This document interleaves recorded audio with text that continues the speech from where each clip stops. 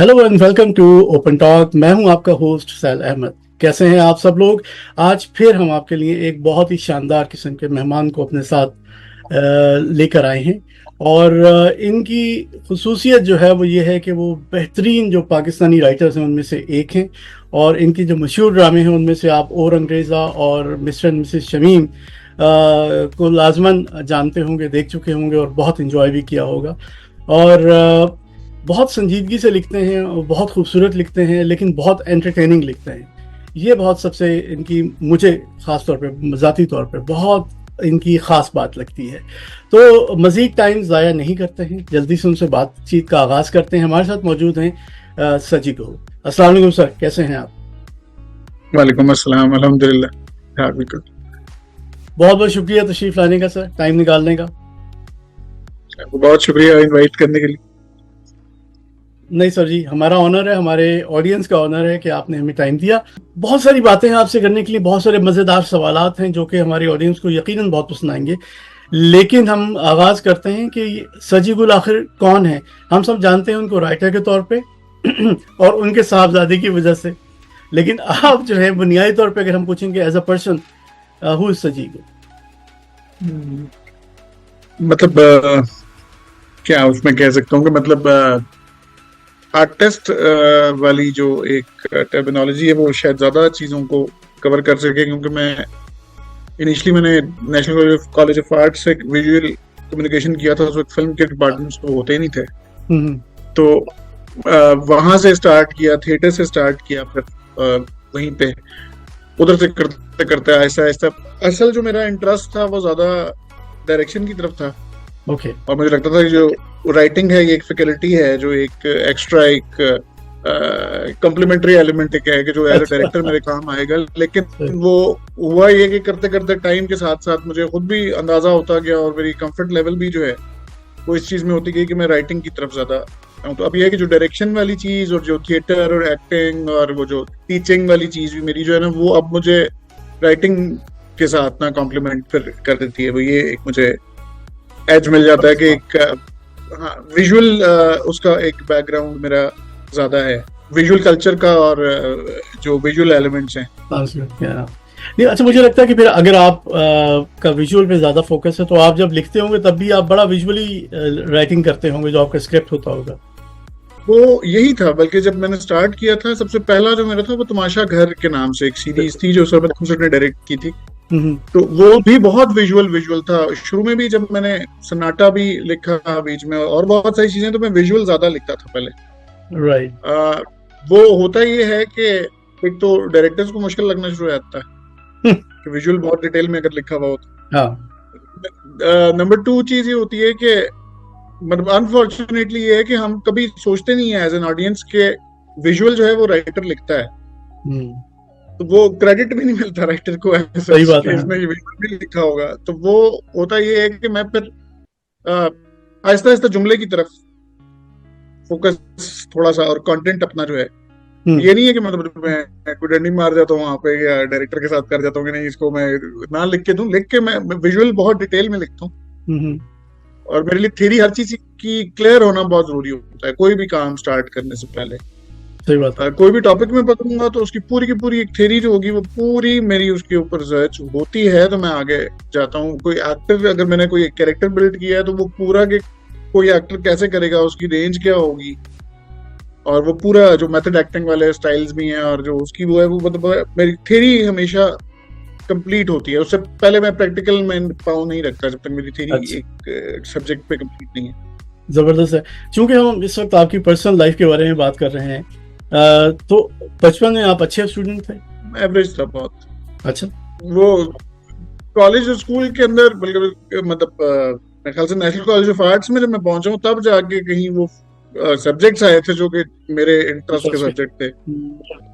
तो उसमें ये होता था कि मैं चीजों को एक्सप्लेन करने में एज अ टीचर मैं हमेशा से बहुत मतलब जब मैं बहुत छोटा था तभी मैं बहुत सारी चीजें कर लेता था। होता मुझे ये लगता है कि जब एग्जाम आते थे, स्पेशली जो उर्दू का एग्जाम होता था या इस तरह का, वो उसमें मैं अपनी इनोवेशन ऐड करना शुरू कर देता था। तो मुझे सिंपल वाला फॉर्म करना, मतलब कोई आया कि जी इस पे दोस्ती पे स्टोरी लिखें या मतलब ये ऑनेस्टी पे लिखें, तो मैं हमेशा अपनी कहानी लिख देता था उसमें। चाहे वो जैसी भी हो, वो अपनी कहानी लिखता था। मुझे होता था कि ये तो सुनी भी है सबने, इसको पढ़ के क्या किसी को इंटरेस्ट होना है। तो वो इसलिए जो है बस ठीक मतलब था, मतलब स्टूडेंट वाइज मैं स्कूल टाइम तक ठीक रहा हूँ। उसके बाद जब नेशनल कॉलेज ऑफ आर्ट्स में आया हूँ फिर चीजें ना ज्यादा बेहतर, क्योंकि हमारे यहाँ से में वो तो थे ही नहीं ना सब्जेक्ट्स की एक जो एक रेंज होती है कि इसमें से आपने चूज करना है, और बच्चे का अपना इंक्लिनेशन किस तरफ है कोई चीज होगा, वो तो कभी था ही नहीं। अब जाके थोड़ा बहुत होना शुरू हुआ है, और वो रटा सिस्टम भी, और बाकी वो तो हमारे जमाने में तो बहुत से ज्यादा ही था। ऐसे ही है, ऐसे ही है, ऐसे ही है। वो बस ठीक, मतलब मुझे याद है इंटरमीडिएट में एक दफा साइकोलॉजी का मैंने रखी थी, तो उसमें साइकोलॉजी का पेपर अटेम्प्ट करके आया, तो जो टीचर थे उन्होंने बताया था मेरे सामने ना नाप के गेट करते हैं, ये इतना सा क्यों लिखा हुआ? मैंने कहा सही आप मतलब इस तरह से कैसे पढ़ रहे हैं, उसमें देखे तो सही कि टू द पॉइंट और लिखा क्या हुआ है, मतलब आप इस तरह से क्यों नाप रहे हैं?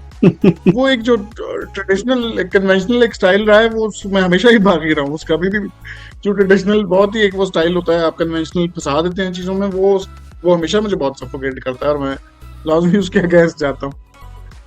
जबरदस्त। लेकिन मुझे ये लगता है कि हमारा जो स्कूल सिस्टम पहले था, अब मुझे नहीं पता कि कैसा है, कि उसमें ये होता था कि आपको कितनी आप बकवास कर सकते हैं किसी भी सवाल के जवाब में, और जो लोग थोड़ा सा जिनकी राइटिंग अच्छी होती थी या जिनको लिखना थोड़ा बहुत आता था, तो वो तो पता नहीं क्या क्या कहानियां डाल के फैला के एक्सप्लेन करके रिपीट करके बड़ा अच्छा सपलियां भर के आ जाते थे। चलें जी, आगे बढ़ते हैं। अब ये बताइए कि हमारे जो टीचर होते हैं वो जिंदगी में बहुत इंपॉर्टेंट होते हैं, तो आपकी जिंदगी में ऐसे कोई टीचर रहे हैं स्कूल में या एकेडमिक जो आपका वक्त रहा है उसमें, कोई ऐसे टीचर थे जिनको आप याद करते हैं, जो समझते हैं कि उन्होंने आपकी जिंदगी में बहुत इम्पैक्ट डाला? एक सर अवैस होते थे, मैं पढ़ा था लाहौर, शिफ्ट हो गए थे जब, अच्छा, 4th क्लास में था, तो वो रीजनल पब्लिक स्कूल डीपीएस होता था मॉडल टाउन। ओके। वहाँ थी एक मैम तनवीर थी, एक और टीचर थी मरियम, वो उनका ये था कि उनको, वो हमारी आर्ट्स की टीचर होती थी, उनको मेरी ड्राइंग की चीजें अच्छी लगती थी बहुत। अच्छा। उन्होंने डिफरेंट कॉम्पिटिशन्स में भी खुद ही भेज देती थी चीजें मेरी। वो एक है सर, वैसे एक होते थे उर्दू के टीचर थे, वो बहुत सारी उनकी एक रही है चीज। मुझे स्कूल नहीं पसंद था अपना ओवरऑल, तो इसलिए जो है ना स्कूल का लाइफ तकरीबन स्किप कर देता हूँ बीच में से। उसके बाद ये है कि जब नेशनल कॉलेज ऑफ आर्ट्स में गया हूँ, जी जी, उस जमाने के टीचर्स हैं जो आरिम नईम है, उन्हीं के बताइए। जैसे वो हैं। इसके अलावा हमारी एक शनाज मल्ली होती थी, वो बहुत एंटरटेनिंग कैरेक्टर भी होती थी, और साथ बहुत मजेदार किस्म का भी एक उनका होता था स्टाइल। तो वो मुझे लगता है नेशनल कॉलेज ऑफ आर्ट्स में आके ज्यादा मतलब ऐसे टीचर्स मिले, मैम तलब टीचर्स मिले। हाँ। अच्छा, एनसीए का हमारा होता भी कुछ ये था कि अभी भी कह रहे होते हैं कि वो उधर बंदा खुश इसलिए रहता था कि हम कहते थे कि सारे पागल एक जगह, पागल खाने में ना पागल खुश रहता है। तो वो सब क्योंकि वहां पे कोई एक जैसे लोग होते हैं उसमें। हाँ, मतलब ये बाहर मतलब एनसीए के अंदर ही हम लोगों का ये रहा सिस्टम हमेशा के, मतलब मैं अगर अपना गम बयान कर सकता हूँ, मैं अपनी कोई वीकनेस अगर बयान कर सकता हूँ, तो आर्टिस्ट की क्वालिटी समझी जाती है। यही चीज अगर आप बाहर करें तो लोग उसको आपकी वीकनेस समझेंगे और उसको जो है फिर आपको एक्सप्लॉइट या मैनिपुलेट करने की कोशिश करें। तो वो एनवायरनमेंट ना सिर्फ वो उसी जगह पे मिलता था जहाँ पे आप बहुत खुल के बहुत सारी चीजें एक्सप्लेन कर सकते थे। बिल्कुल बिल्कुल ऐसी है। अच्छा, आर्ट फॉर्म में जो है आपको कुछ वो स्केचिंग और पेंटिंग वगैरह से भी इंटरेस्ट है, रगबत है? रही है। अब मतलब उतना प्रैक्टिस का भी टाइम नहीं होता, और मैं थोड़ा सा ना इस मामले में काहिल हूँ बीच में कि मुझसे वो बहुत देर तक, मतलब हमारी 6 घंटे की क्लास होती थी, तो 4थे घंटे तक ना मैं डाउन होना शुरू हो रहा था कि क्या मुसीबत है, ये खत्म क्यों नहीं हो रही। तो वो कि मुझे इस तरह के कामों में थोड़ा सा इंटरेस्ट कम है। अच्छा। ज्यादा जो थ्योरी है और बाकी चीजें वो मुझे ज्यादा करती हैं, मजे की लगती हैं। अच्छा, ये बताइए, ज्यादा ड्रामे हैं जो आपकी कहानियां हैं, जो आपके स्क्रिप्ट्स होते हैं, इंतहाई खूबसूरत में लव स्टोरीज होती हैं, और बहुत रेगुलर किस्म की मोहब्बत नहीं होती है आपकी मोहब्बत का लेवल कुछ और होता है, बहुत वो इश्क के करीब होती है या इश्क होता है वो एक्चुअली। तो असल जिंदगी में कितनी आपकी शख्सियत में कितना इसका हिस्सा है कि आप बहुत आशिक मिजाज टाइप के हैं, कॉलेजों के बाहर खड़े में देखने में लगते नहीं है। तो क्या क्या क्या सीन है पर्सनल लाइफ में? मेरा मसला ये है कि मैं खवातीन की ना बहुत ज्यादा ही रिस्पेक्ट करता हूँ, इतनी ज्यादा कि उनसे जो है ना थोड़ा सा दूर भी रहता हूँ। ओके। वो मेरी जिंदगी में एक ही वाइफ ही है मेरी, जो मतलब मुझसे अक्सर पूछते हैं कि अच्छा हाँ आपने हाँ, एक वाइफ ही से काफी कहाँ है, मिलने से शरीफ पहले। लोगों की जिंदगी में एक ही होती है। हाँ वो कहते हैं आप कहाँ कहाँ मिली थी वाइफ, आपको पैसा था? मैंने कहा जब वो उसकी अम्मी अबू की शादी हो रही थी और उसके बाद जब वो पैदा हुई थी, फिर उसकी पहली सालगिरह थी, तो मैं सब पे मौजूद था। तो इसलिए मैं कोई उस तरह का रोमांस नहीं कह सकता कि अचानक क्यों से आई हूँ और कोई इस तरह की चीज हुई हो, अच्छा। क्योंकि फैमिली नहीं है। अगर आप ये कहेंगे उसको रोमांटिक को, अगर ये रोमांटिक इस वाली शक्ल में अगर नहीं कहते, तो एक ओवरऑल एक रोमांटिक और एक हम्म। इमेजिनेटिव और वो मतलब चीजों को आइडियलिस्टिक चीजों की में जो चाहते हैं लोग, वो उस तरह का एक रोमांटिसिज्म एक है, वो अच्छा। पर्सनालिटी के साथ है, वो जबरदस्त। साथ साथ ही है, वो थ्रू आउट वेरी है, गुड। वो कभी अच्छा खत्म नहीं तो हुआ। लेकिन मेरा उस तरह का कभी भी ना, मैंने कॉलेज और में कभी ये रोमांसेस और ये मेरा बहुत होता था कि जहां पे भी हो बस एक दफा कमिटमेंट हो, एक दफा हो, एक शादी में ही बस वेरी गुड। जो है वही है। अच्छा तो माशाल्लाह, जो अब इतना अर्सा हो गया आपकी शादी को, तो वो क्या उनकी राय है आपके बारे में? अगर उनसे पूछा जाए कि आपके बारे में दो अच्छी बातें और एक ज्यादा अच्छी बात ना हो, वो बताएं, तो क्या बताएंगे आपके ख्याल में? तो वैसे वही बता सकते हैं। बीच में मेरा एक जो मतलब पूरी पहले से मैं बोल लेता हूँ, उसमें ये है कि मुझे ओवर सेंसिटिव हूँ, और डिप्रेस जल्दी होता अच्छा, हूँ, ओवर सेंसिटिव हूँ, तो उससे सही, वो तो डिप्रेस होना भी ज्यादा चाहिए। चीज, हाँ। मतलब मुझे ये होता है कि चीजें ठीक तरीके से हो, मैं जिस तरीके से चीजों को लेके चल रहा हूँ, या मैं जिस तरह किसी मतलब बगैर किसी पॉलिटिक्स के, बगैर किसी और चीज के, मैं अगर किसी प्रोजेक्ट पे, किसी चीज पे काम कर बिल्कुल अब पैशनेटली काम अगर कर रहा हूँ, तो लोगों की और इंटेंशन उसके अंदर ना आए, लेकिन वो ऐसा होता नहीं है। हम्म। तो वो वाली चीज है कि मतलब मैं एज अ पर्सन इतना आसान शायद साथ रहने में उस तरह से नहीं हूँ कि मैं बहुत ज्यादा डिप्रेशन में जाता हूँ। हम्म। वो मुझे उसमें से बार बार या तो निकालना पड़ता है, या फिर बिल्कुल एक साइड पे छोड़ देना पड़ता है कि ये अपने टाइम पे होके ये वापस मतलब हो जाए। बाकी अगर देखा जाए तो ये है कि मतलब ओवरऑल फ्रेंडली नेचर के, मतलब मैं कोई बहुत अथॉरिटी के ऊपर बिलीव नहीं करता खुद भी, ना किसी और के ऊपर ये करने की कोशिश करता हूँ कभी कि मैं मतलब पुश करने की कोशिश करूँ कि नहीं अब तुम्हें ऐसे करना है, ऐसे करना है, वो उस तरह की फोर्स नहीं चीज। करते आप। हाँ मतलब लिव एंड लेट लिव वाली जो चीज है ना, मतलब क्या सही बात है। बात है, प्रिंसिपल्स और बाकी चीजें तो अपनी होती हैं, हाँ, वो तो आपका होती है कि अपने मतलब लाइन सबकी होती है। मतलब ये हाँ। हाँ मतलब ऐसा भी नहीं है कि वो बहुत ज्यादा लिबरल भी मैं नहीं कहूंगा, बहुत ज्यादा कंजर्वेटिव टाइप का वो उस तरह की चीज भी नहीं है, इजी मतलब मैं गोइंग है मिड आप में बेसिकली। रहना हाँ, बिलीव। जबरदस्त है, हाँ जबरदस्त है, क्या बात है जनाब।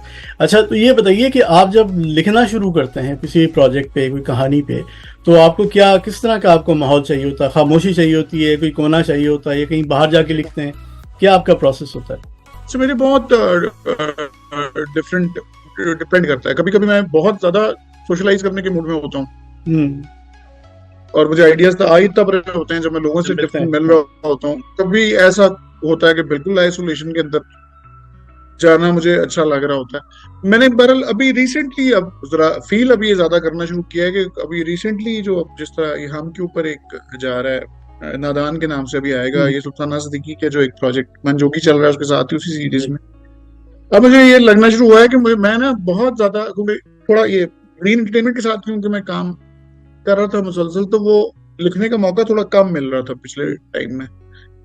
अब मुझे एकदम रियलाइज हुआ है कि मैं बहुत ओवर सेंसिटिव और बहुत ज्यादा ना, वो आप समझिए कि वुंड जैसे खुल जाता है ना आपका कोई, या लिखते हुए उस वाले फेज में चले जाता हूँ कि मुझे हर चीज बहुत ज्यादा ना या डिस्टर्ब भी करना शुरू कर देती है, बहुत ज्यादा फील होना शुरू हो जाती है। इंटेंसिटी इमोशंस की ना मेरी लिखते टाइम बहुत ज्यादा बढ़ जाती है। तो मुझे छोटी छोटी चीज भी जो है ना वो बहुत उस वक्त बुरी लग रही होती है कि अगर वो मेरे मतलब मेरे हाथ से जरा से इधर उधर हो रही हो तो बाकी ये है कि जब वो कैरन हॉर्न है कि तेरी है ना कि इंसान जो है वो तीन तरीके से बिहेव करता है कि या तो किस लोगों की तरफ जाना शुरू हो जाता है, या लोगों के अगेंस्ट जाना शुरू हो जाता है, या आइसोलेशन में चला जाता है। सही है, जंगलों में जो एक हेल्थी पर्सनालिटी है वो तीनों तरीके इस्तेमाल करती है। राइट। लेकिन एक बंदा जब स्टिक कर जाता है किसी एक ही तरीके पे, वो फिर नॉर्मल नहीं होता। तो मेरे लिए इसीलिए ये है कि म्यूजिक मेरे लिए एक ऐसी चीज है, म्यूजिक मुझे बहुत ज्यादा इंस्पायर करता है। मुझे म्यूजिक बहुत सुनने होते हैं जब मैं कुछ लिख रहा होता हूँ। बीच में ऐसा टाइम भी बीच में आया कि दो तीन सीरियल एक साथ लिखने पड़ गए। अब जाहिर बात है घर भी चलाना होता है बंदे ने, बाकी भी है, तो वो इल्तिजा एक था और अंग्रेजा था, वो ये सब एक साथ चल रहे थे। वाह, तो अच्छा। उसका कि मेरा ये होता था कि मैंने म्यूजिक लिस्ट बनाई हुई होती थी अपनी, मैंने मतलब आप जैसे कहते हैं इस ना मूड में जाना है। कि लेबर के लिए जैसे आप आर्टिफिशियली इंड्यूस करते हैं, हाँ हाँ। तो उस लेबर को आर्टिफिशियली इंड्यूस करने के लिए फिर मुझे एक मूड से निकलने के लिए फिर वो म्यूजिक होते थे जो एक तरह के खास तरह के म्यूजिक हैं।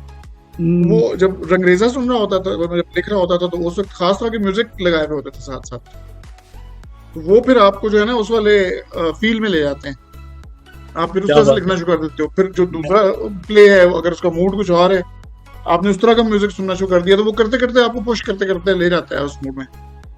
वो अभी तो यही करना पड़ता है टाइम टू टाइम, बीच में कम से कम स्टार्ट करते हुए ये करना पड़ता है कि वो म्यूजिक जो है ना वो बहुत आपको इंस्पिरेशन और कुछ है ना एक डिस्कोर्स दे देता है।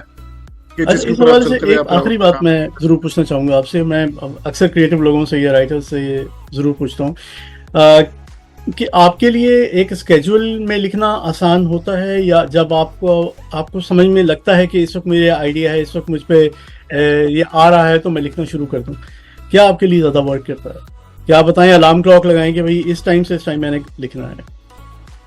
ये भी नहीं, मेरा कोई वो एक खास वो नहीं है। मैं ये कह रहा हूँ ना कि कभी अक्सर ऐसा होता है कि मैं लिख रहा होता हूँ तो मुझे जा रहा होता है कि मेरे बच्चे इर्द गिर्द मेरे भाग खेल कूद रहे हो बीच में, और मैं बीच में बैठा हुआ लिख रहा हूँ, ये इस वाली चीज में भी चला जाता हूँ।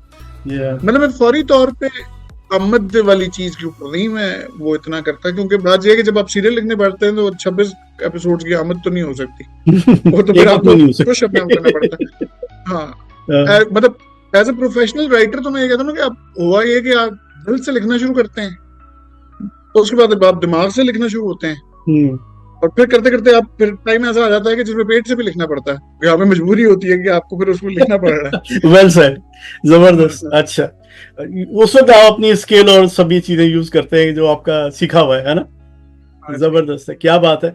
अच्छा, एक आखिरी सवाल इस हवाले से मैं करना चाहूंगा, वो ये है कि वेरी लास्ट क्वेश्चन, वो ये है कि आप अगर राइटर्स ब्लॉक जो होता है उसमें अगर आप फंसते हैं तो उससे कैसे बाहर निकलते हैं? आज अपने सारे राज बताते हैं, सीक्रेट्स। अच्छा, राइटर ब्लॉक जो है ना वो उसके साथ मैं ये भी कहना शुरू हो गया, वो ना एक तरह की लग्जरी भी है। लग्जरी ऐसे है कि आप कहोगे मैं ब्लॉक में चला गया, मुझसे नहीं हो रहा, ब्रेक हो गया। अब तो वो ऐसी चीज है कि अब मजबूरी है कि जब आप कर रहे हैं, आपने एक प्रोजेक्ट खत्म किया, अगले प्रोजेक्ट पे आपको आना ही आना है। वो ब्रेक, अगर वो मैं तो इस कदर अमीर आदमी होता तो मैं जरूर आगे साल 6 महीने 2 साल 3 साल के ब्लॉक के अंदर रह लेता, लेकिन स्विट्जरलैंड में जाके अनब्लॉक होता। अच्छा, किक की बात कहता हूँ कि मुझे जो एक किक मिलती है ना वो स्पाइसी चीजें खाने से होती है, पता नहीं क्यों है। मतलब जब मैं बिल्कुल ब्लैंक फील कर रहा हूँ, बाकी मुझे होता है कि बहुत चटपटी किस्म की चीजें और बहुत ना, मतलब कराची का फूड इसलिए मुझे बड़ा रास आता था। सही है। तो इस्लामाबाद में हूँ, लेकिन ये है कि मतलब बहुत स्पाइसी जो फूड्स होते हैं ना वो मुझे तबक रोशन करते हैं थोड़ा। उससे फिर ये ना वो बहुत है, एक तो फूड्स पे अपने, और वही है म्यूजिक, और साथ ये है कि थोड़ी देर के लिए उस जिस रूटीन में मैं फंसा हुआ होता हूँ, मुझे उससे ब्रेक करने की जरूरत पड़ती है। क्या बात है, क्योंकि वो ओवरऑल जो सर्कल होता है वो फंसा देता है। सही है। तो आप जो है, हम थोड़ा सा बात करते हैं रंगरेजा के बारे में, आपके जो प्रोजेक्ट्स हैं उन पे भी थोड़ी सी बात कर लेते हैं। तो रंगरेजा बहुत ही इंप्रेसिव एक स्क्रिप्ट है, और बहुत ही इंप्रेसिव जिस तरह से उन्होंने उसको डायरेक्ट किया है और जो शूट किया है, जो उसका कलर पैलेट है स्पेशली, वो बड़ा जाता है रंगरेजा के साथ। बहुत ही, जो पहली चीज़ आप नोटिस करते हैं वो ये करते हैं कि यार विजुअली बहुत खूबसूरत है, बहुत ही रंग बिरंगा है, रंगीन है। तो ये इसमें आपकी भी कॉन्ट्रीब्यूशन होती है कि डायरेक्टर के साथ आप कोई डिस्कशन करते हैं कि भाई ये स्क्रिप्ट है लेकिन इसकी फील और इस तरह की मेरे दिमाग में है, तो क्या ऐसी भी कोई बात होती है? वो होता है, और वो बीच में है कि वो कुछ डायरेक्टर ऐसे हैं जो कि इस चीज को, राइटर के इमेजिनेशन को ना वो करते हैं, रिस्पेक्ट भी करते हैं और वो उसका फायदा भी लेते हैं। तो काशिफ निसार भी मेरे साथ जिस तरह से डायरेक्टर रहे हैं, तो उसमें ये है कि वो विजुअल पे हम बहुत ज्यादा, क्योंकि रंगरेजा जब था ना, ये मुझे असल में रंगरेज जो टर्म है ना, ये बहुत वो करती थी कि क्या है, तो उससे करते करते करते अपने रंग में रंग लेने वाला, कलर करने वाला, बिल्कुल वो कलर वैसे ही उसके अंदर था ही, मतलब उस प्रोजेक्ट के नाम के साथ ये था, क्योंकि शशि ने पर्सनालिटी अपनी चेंज बहुत करनी थी साथ साथ। ऐसे वो एक था कि एक अंग्रेज कोई उसका है जो वो कलर उसके चेंज किए जा रहा है, उसको रंग जब ये हमारी डिस्कशन होती थी इसमें शुरू में, काशिम साहब थे, इकबाल अंसारी साहब होते थे उस वक्त मूमल प्रोडक्शन में जब, और मूमल भाभी होती थी, हम लोग बैठ के डिस्कस कर रहे होते थे कि ये क्या है। तो उसमें बल्कि वो शायद उस तरह से उतना फॉलो नहीं उसके अंदर हुआ, लेकिन मैंने इवन ये रखा था कि हर फेज में शशि के कपड़ों के कलर्स कैसे होंगे, कि जब वो बिल्कुल नई है तो वो मतलब अभी जब ग्रो कर रही है ट्रांजिशन में और वो उसमें है, वो उस टाइम पे पेस्टल कलर्स में है, फिर ऐसे ऐसे डार्क कलर्स में आती चली जाती है। तो वो ये था कि कलर्स तो होने उसके बहुत ज्यादा जरूरी थे, क्योंकि जैसे कहते हैं ना कि कुछ एड्स होते हैं जैसे जिसके अंदर आपको स्मेल और टेस्ट अगर फील हो रहा है तो फिर आप उस चीज को ज्यादा करते हैं। तो आपको बहुत से विजुअल टेक्सचर्स और विजुअली कुछ ऐसी चीजें क्रिएट करनी होती हैं और साउंड से, जो कि आपकी दूसरी सेंसेस को भी, जैसे आप गेस्टोल्टिज्म कहते हैं ना, कि आपकी अगर आप सेब को देख रहे हो और आपने पहले खाया हुआ है और टच उसकी फील दे रहे हो, तो वो पूरा का पूरा एक्सपीरियंस आप उससे ले लेते हो उस तस्वीर से ही खाली। राइट। तो ये एक जरूरी चीज है कि आपका पूरा जो एम्बियंस बना हुआ है उस प्रोजेक्ट का, वो आपकी वो सेंसेस भी आपकी टैप कर रहा हो, जो कि आप नॉर्मली टेलीविजन के थ्रू नहीं कर सकते। अमेजिंग। तो आपका एक्सपीरियंस ओवरऑल रंगरेजा के हवाले से कैसा रहा? आपको क्या लगता है कि जो आपने सोचा था, जो आपने प्लान किया था, कितना अचीव हुआ? रंगरेजा पे है काफी हद तक वो चीजें हुई। बीच में उसमें ये था कि कई दफा मतलब रेटिंग उसके ऊपर नीचे होती थी। बीच में उन दिनों एक नागिन ड्रामा लगा हुआ था कहीं, अच्छा, फिल्मेजिया पे कोई इंडियन, वो अब नागनों वाला और ओन वाली मक्खियों वाला कोई था, वो अक्सर उसकी रेटिंग ज्यादा रहती थी। फिर फिर उधर मुझे हो गया कि भाई आप जिंदगी में जो मर्जी कर लें, ऑडियंसेस वाला भी और बाकी चीजों में ना कुछ मसला ऊपर नीचे कहीं ना कहीं किसी ना किसी चीज में कुछ ना कुछ रहता है। तो वो बहुत ही परफेक्शनिस्ट वाली चीज में, और मैं बकायदा पहले डिप्रेशन में हर चीज में चल जाता था कि ये ऐसे क्यों हो गया, ये ऐसे क्यों हो गया। वो उससे मैं एक तो निकल आया था। साथ ये था कि हर स्टोरी जरूरी नहीं है कि वो पॉपुलर हो। ये कुछ दफा ऐसा होता है कि क्वालिटी की चीज को रिसेप्शन भी वही मिल जाए जो कि वो डिजर्व करती है। इसका खैर ये इसी तरह की चीज रही है कि डिफरेंट किस्म के फीडबैक भी होते थे उस पे, क्योंकि शशि जब आई थी वो पहली दफा ऐसी हीरोइन आई थी जो बहुत ही मुंहजोर किस्म की, और वो बकायदा बदतमीज भी थी और वो बकायदा गलतियां भी करती थी, गलत डिसीजंस भी लेती थी। तो वो उस वक्त लोगों के लिए बहुत नया एक्सपीरियंस था। वो बाद में फिर हुआ जब मेरे पास तो में बाकी हीरोइंस ऐसी आई हैं जिनसे गलतियां होती हैं या गलत ट्रैक पे चल पड़ती हैं कहीं बीच में, तो वो उस वक्त थोड़ा सा वो नया था। कुछ चीजें आप कुछ कहते हैं कि कुछ लोग थोड़ा सा टाइम से पहले लिख लेते हैं वो चीजें, शायद फिर कहते हैं कि बाद में आई होती, तो ऐसा नहीं होता कि वो बाद में आने से उनके कुछ होता। बेसिकली कुछ चीजें होती हैं जो आपका पाथ पेव कर रही होती हैं, वो आती हैं, उसके बाद लोगों के अंदर वो एक पैदा होता है बीच में कि नहीं, इस तरह से भी लोग होते हैं, इस तरह से भी लोग चीजों को लेके चलते हैं। वो फिर था कि वो ग्रे कैरेक्टर्स वाली जो चीज है वो तो उस जमाने में इतनी थी नहीं, कि इंतहाई वो लिपटाई किस्म की इंतहाई मतलब सर झुका के और सबमिसिव किस्म की हीरोइन का एक कॉन्सेप्ट था और एक एग्रेसिव हीरो का कॉन्सेप्ट था। उस वक्त शशि बहुत ऊपर से आती थी और हीरो सबमिसिव था इसमें, जो कासिम था। दूसरी बिल्कुल बहुत अच्छी बात की आपने। दूसरी बात यह है कि मुझे लगता है पाकिस्तानी ड्रामों की हीरोइन को आप टच नहीं कर सकते। आप उनके अंदर कोई ग्रे कलर नहीं दिखा सकते, ग्रे शेड नहीं दिखा सकते, आप उनको नेगेटिव लाइट में नहीं दिखा सके। अब अगर मेरे पास तुम हो इतना ह्यूज हिट था, तो उसकी बहुत बड़ी वजह ये भी थी कि उसकी ऑडियंस फैल गई थी, क्योंकि पहली बार किसी लड़की को दिखाया था। और जो एक कंट्रोवर्शियल डायलॉग भी है, उस पर नहीं हम जा रहे, कि 2 टके की औरत वाली बात कही और वो इतना बड़ा वो हो गया। हालांकि जो हरकतें उसने की थी वो ऐसी ही थी, लेकिन वो उसकी ऑडियंस को एक्सपैंड करने में बहुत उसका काम हुआ। वरना चाहे वो वैम्प दिखाई गई थी ना, लेकिन मैं एक चीज कहता हूँ कि उसमें एक चीज बेहतर जो थी वो ये हुई कि आपके गलती होने का हक, कि गलती औरत से भी हो सकती है। क्योंकि बात ये जब आप कहते हैं ना कि जब आप ये कहते हैं कि ये तो हो ही नहीं सकता कि कोई ऐसे कर दे, ये तो हो ही नहीं सकता, उससे अगर देखा जाए तो आप असल जिंदा लोगों के लिए रास्ते बंद कर रहे होते हो, कि तुम्हारे पास मार्जिन ही नहीं है इस बात का। और जरूरी नहीं कि आप गलत रास्ते में जाएं, आप सही रास्ते में भी आप अपनी मर्जी नहीं कर सकते। और जो रियल ह्यूमंस हैं वो गलतियां कर जाते हैं, उनको उस पर पछतावा होता है या नहीं होता ये तय करता है कि वो विलन है या वो हीरोज हैं। राइट, तो बिल्कुल वो वाली चीज जो है ना एक है, मतलब अनटचेबल कर देना एक चीज को, या ये कर देना कि इससे मतलब ये तो हो ही नहीं सकता कि खातून गलती करे कोई, तो ऐसी इधर तो होती आप है। उसका इंसान होने का हक भी छीन रहे हैं फिर साथ, बिल्कुल सही है, बिल्कुल बिल्कुल ठीक आप है। मार्जिन नहीं दे रहे ना उसको। ऐसे ही है, बिल्कुल ऐसे ही है। बहुत बहुत अच्छी बात की आपने। और उसमें एक जस्टिफिकेशन दी गई थी कि वो अच्छी वाली अपनी जिंदगी गुजार रही थी, लेकिन लोगों ने उसको एहसास दिलाया कि वो कितनी खूबसूरत है या वो मिसफिट है इस सिचुएशन के अंदर। ये भी एक जस्टिफिकेशन है, उसके बारे में कोई बात नहीं करता है। तो ये एक बड़ी बहुत सही बात है जो हम कर रहे हैं। और अंग्रेजा के हवाले से आपको लगता है कि जो उसमें कास्टिंग थी वो बिल्कुल परफेक्ट थी, या उसमें कुछ और चेंज हो सकता था अगर आपकी, if you had your way? Last मेरे ख्याल से अच्छी बीच में थी, थोड़ा सा मुझे उनका होता था करीमन बुआ का थोड़ा सा था कि वो ज्यादा चीख पड़ती थी कि वो इतना चीखने वाला लाउड हो कैरेक्टर, वो जाती थी थोड़ा यार। सॉफ्ट कैरेक्टर था, वो थोड़ी सी लाउड हो जाती थी बीच में। बाकी मेरे ख्याल से जो मतलब जो मेन जो अब ये मम्मू का कैरेक्टर है, जो क़याम का कैरेक्टर है, वो बिल्कुल परफेक्ट अपनी जगहों पे बैठे हुए थे। वो इसीलिए उसका ये है कि उसकी कल्ट की तरह की एक फॉलोइंग है, कि मतलब वो उसको याद करते हुए ये क्वालिटी वाइज भी। बाद में जब ये मिस्टर शमीम वाला भी मुझे प्रोजेक्ट आगे ऑफर हुआ था Z5 की तरफ से भी, वो भी इसी की बेस पे हुआ था। सही है, बिल्कुल ऐसे ही है। और रेजा की बेस पे।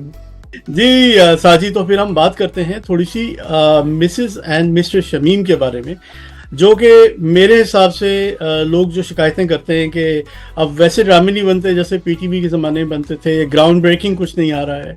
तो मेरे ख्याल में वो सारी शिकायतें लोगों की इससे दूर हो गई होंगी, जो लोग इस किस्म की कंप्लेंट्स करते रहे हैं।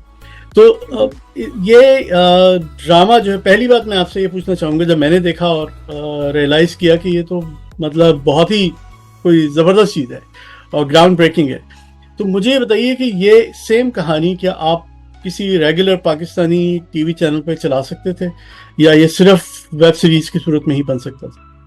नहीं हो सकता था, पाकिस्तानी टेलीविजन पे तो किसी सूरत नहीं हो सकता था, बल्कि पिच भी किया था काशिफ भाई ने जी, पहले, काशिफ निसार जो है, लेकिन ये नहीं होता था। तो पाकिस्तानी टेलीविजन जो है वो करता ये है कि जो भी थोड़ा सा भी डीपर बात होगी उसको फौरी ना वो डार्क का लेबल लगा लेती है उसके ऊपर, तो आप इंटेलेक्चुअल बात तो कर नहीं सकते। साथ नंबर 2 ये है कि 2-3 उसके अंदर जो टॉपिक्स थे बिल्कुल वो ऐसे हैं जो कि वो पैमरा वाले मसाइल भी आ जाते हैं उसमें, फिर आके और हो जाते हैं। साथ एक और पाकिस्तानी टेलीविजन का मसला ये है कि जब तक इन्होंने पहले से कोई चीज बनी हुई देखी ना हो तब तक इनको आप एक्सप्लेन नहीं कर सकते कि क्या बन के निकलेगा। राइट। इनोवेटिव आदमी के लिए थोड़ी स्पेस कम है इसमें, वो आपको कोई ना कोई फिल्म का किसी न किसी का रेफरेंस ही देना पड़ेगा, तो उनको फिर समझ आएगा। वैसे भी इतने एग्रेसिव और माचो किस्म के हीरोज का एक कॉन्सेप्ट है ना थ्रू आउट टेलीविजन के ऊपर। पता नहीं खवातीन को कौन से ऐसे ऑडियंस को पसंद होते हैं कि जो उनको मारे पीटे। मैं ये कहता हूँ आपके लिए अगर कोई आदमी 6-7 बंदों को पीट सकता है तो घर ले जाके आपको नहीं पीट सकता क्या? उससे तो तरीका एक आध आपको भी लगा सकता है। सही है, वायलेंस ही होगा ना। हाँ, ये बात भी सही है। एक लाइटर मूड में बिल्कुल डेफिनेटली ऐसी बात है। अच्छा, मुझे ये असल बात ये है कि कहानी बहुत मुख्तलिफ थी, लेकिन मैं समझता हूँ कि अगर आप इसको पाकिस्तानी टीवी पे नहीं चला सकते तो इसकी वजह क्या हो सकती है? कि हमारी सोसाइटी, हमारा कल्चर, रिलीजन, ये वजूहत हैं? सेंसरशिप के हैं, साथ सेल्फ राइटियसनेस का एक अजीब सा एक किस्म का एक वो हुआ हुआ है। मतलब ये है कि आप ऐसी चीजें हैं जो कि हो जाती हैं, गलतियां भी हैं, वो हो जाती हैं। उसमें basically through out Mrs mister Shamim में ये था कि लोग गलतियां करते हैं, उनसे हो जाती हैं, आपको उनको माफ करना सीखना होता है। अगर एक बंदा वापस आना चाह रहा है किसी चीज को, मतलब वो खुद भी, मतलब होता है ना कि जैसे फॉर एग्जांपल ये था, अब मेरी राइट है इसमें ना, पैदाइशी तौर पर स्क्विंट है और ये थोड़ा सा वो है। अब आपको हर बंदा ना आके बताएगा कि आपके साथ कोई ऐसा है, जैसे मुझे पता नहीं है कि ये ऐसा है। और क्या, मतलब पाकिस्तानी अपना फर्ज समझते हैं कि दूसरे को जाके को पॉइंट आउट करके बताएंगे भाई ये वैसे ऐसे है। नहीं है ये, बिल्कुल ऐसे ही है। और बात ये है कि आप सब के सब बैठ के वैसी वही बातें कर रहे होते हैं जो कि आप जब टेलीविजन के ऊपर या किसी और चीज पे देखते हैं तो आप एकदम कहते हैं ये ऐसी बातें क्यों हो रही है, क्योंकि आप कर तो वही रहे। मैं यही कहता हूँ कि अभी भी होता है कि शुरू में कंट्रोवर्सी लोगों ने, मतलब कुछ लोगों ने करने की कोशिश की उसके ऊपर कि जी ऐसे टॉपिक आ रहे हैं और ये हो रहा है और ऐसे हो रहा है।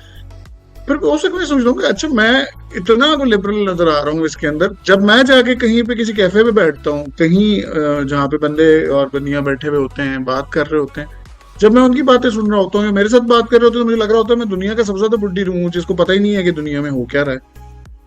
मतलब होता अच्छा। यही है कि रियलिटी में और स्क्रीन के ऊपर हम अचानक ना बहुत ज्यादा हिपोक्रेसी वाला एक अपना रवैया अपना लेते हैं। एक और चीज ये है कि टेलीविजन को और वेब को आपस में कंपैरिजन करना ही बिल्कुल ना एक गलत आई एग्री। चीज है। वो दोनों बिल्कुल डिफरेंट या मीडियम्स हैं। मैं अगर कहूँ कि नॉवल एक है और एक टीवी का प्ले है, मैं उसको कंपैरिजन आपस में करना शुरू कर दूं, वो नहीं हो सकता, कोर्स या क्योंकि वो मीडियम्स बहुत मुख्तलिफ हैं एक दूसरे से। वो सिर्फ देखने में आपको ऑडियो विजुअल क्योंकि मीडियम लग रहा है क्वालिटी डिफरेंट होती है। इसलिए आपको वो हो रहा है, लेकिन वो बिल्कुल डिफरेंट चीज है। टेलीविजन के ऊपर जब आप कोई चीज देख रहे होते हैं, तो एक ये भी बहुत बड़ा एक मिसकंसेप्शन है कि शायद वेब वो होता है जिसके अंदर गालियां आ रही होती हैं या कोई बहुत कोई खुले सीन्स आ रहे होते हैं। वेब की असल क्वालिटी उसका नॉन लीनियर होना है। उसकी कहानी को जैसे आप खोलते हैं, 3-4 टाइमलाइंस इकट्ठी चला लेते हैं आगे पीछे, नॉवल की तरह, जैसे हमारे नॉवल की खूबसूरती की राइट, कहानी सुनाने की। Back and fourth, right and left. Television बिल्कुल लीनियर कहानी के ऊपर करता है। फिर एक जो होता है बेंच वॉच करने का तरीका, कि आप बहुत सी एपिसोड्स एक साथ देख रहे हैं तो आप कोई चीज मिस नहीं करते। टेलीविजन के ऊपर जब आप यही टेक्निक इस्तेमाल करने की कोशिश करते हैं तो लोग बहुत सी चीजें मिस कर जाते हैं। मतलब अगर आपने हर सीन इंपॉर्टेंट लिखा हुआ है तो टेलीविजन पे लोगों को वो ड्रामा समझ आना बंद हो जाता है। एक एपिसोड आपने मिस कर दी, 2 सीन मिस कर दी, आपको स्टोरी बिल्कुल समझ आनी बंद हो जाती है। चीजें वेब के ऊपर ये होता है कि आप आगे पीछे भी कर लेते हैं, और क्योंकि आप इकट्ठा देख रहे होते हैं तो आपसे कोई चीज मिस नहीं होती, इसलिए वो स्टोरी टेलिंग ही बहुत डिफरेंट। जिस तरह मैं ये कह रहा हूँ कि मिसेस शमीम में 3 टाइम लाइन्स चल रही हैं एक साथ। बुढ़ापा भी चल रहा है, जवानी भी चल रही है, वो बैकग्राउंड भी चल रहा है कि जहां से ये आए थे। वो बहुत ज्यादा है और डिफरेंट लोगों की कहानियां हम उसमें सुना पा रहे हैं। हर कैरेक्टर जो है, जो उसकी जो बेजी थी जैसे बीच में, वो उसके क्या प्रॉब्लम्स हैं, जो दूसरी बहनें हैं घर में उनके क्या प्रॉब्लम्स हैं, जो रिलीजियस वो जो एक बंदा है और अपनी बेटी के साथ वो क्या बिहेव करता है, वो मतलब ये सारी चीजें आप टेलीविजन पे नहीं कर पाते। टेलीविजन की ऑडियंस बहुत सिंगल ट्रैक के ऊपर वो करती है बेस। अच्छा, मुझे लगता है कि जी, जो correct me if I am wrong, के एक बड़ा जिस हम टॉपिक के हवाले से बात करते हैं कि इसमें जिन मौजूआत पे बात की गई है वो टीवी पे इतने कंफर्टेबल नहीं होते, क्योंकि वो एक फैमिली एनवायरनमेंट है, एक फैमिली टाइम होता है टीवी देखने का मोस्टली। तो अगर हमारे टीवी में रेटिंग सिस्टम हो तो उससे कुछ फर्क पड़ेगा आपको लगता है? टाइम चेंज किया जाए, रात को 10 बजे इस तरह के शोज चलें और उनकी आर रेटिंग हो या जो भी हो 18+ हो, जैसा भी कहा जाए इसे कह सकते हैं, लेकिन टेलीविजन पे नहीं एक्सेप्ट करेंगे लोग, जो मर्जी आप कर लें। अच्छा, पाकिस्तानी ऑडियंस का है ये एक प्रॉब्लम है कि वो दुनिया जहान की चीजें देख लेंगे और हर तरह की चीज देख लेंगे। और देखते हैं नेटफ्लिक्स पे जाएंगे या कहीं पे जाएंगे तो आपको टॉप रेटेड पाकिस्तान में वो मिलेंगी, जो कि आप मतलब किसी तौर पे भी मतलब जो किसी भी काबिल सताइश किसी तरह भी नहीं होते, लेकिन वो टॉप रेटेड जा रहे होते हैं उसके अंदर। अब टेलीविजन के ऊपर आते, यही चीज है कि अगर जो प्राइवेट चैनल का ड्रामा है वो आप पीटीवी पे लगा देंगे, पीटीवी को गालियां पड़ना शुरू हो जाएंगी। सही है। तो हर जगह पे ना आपने कर दिया कि यहाँ पे ये आए, यहाँ पे ये आए, यहाँ पे ये आए, मतलब वो है सब मीडियम्स के साथ चीज ये है कि ऑडियंस का बिहेवियर भी बहुत डिफरेंट होता है। राइट। टेलीविजन की पॉकेट ही सिंगल पॉकेट होती है ऑडियंस की ना, वो एक ही तरह का एक खास सैंपल होता है जो वो देख रहा होता है। जब आप वेब पे जाते हैं तो वो दुनिया भर की एक तो ऑडियंस आ जाती है, साथ नंबर 2 डिफरेंट जुबानों से ताल्लुक रखने वाले लोग, डिफरेंट इकोनॉमिक बैकग्राउंड से ताल्लुक रखने वाले लोग, वो बहुत ज्यादा उसकी जो रेंज होती है ना वो बढ़ जाती है। ऐसे ही है, ऐसे ही है। अच्छा, इसमें ये पूरा ख्याल आपके ज़हन में कैसे आया कि क्या रीजन था कि आपने कहा कि इस तरह की कोई कहानी बताई जाए? कोई आपके वो रियल लाइफ में आपको कोई ऐसे किरदार नजर आए थे?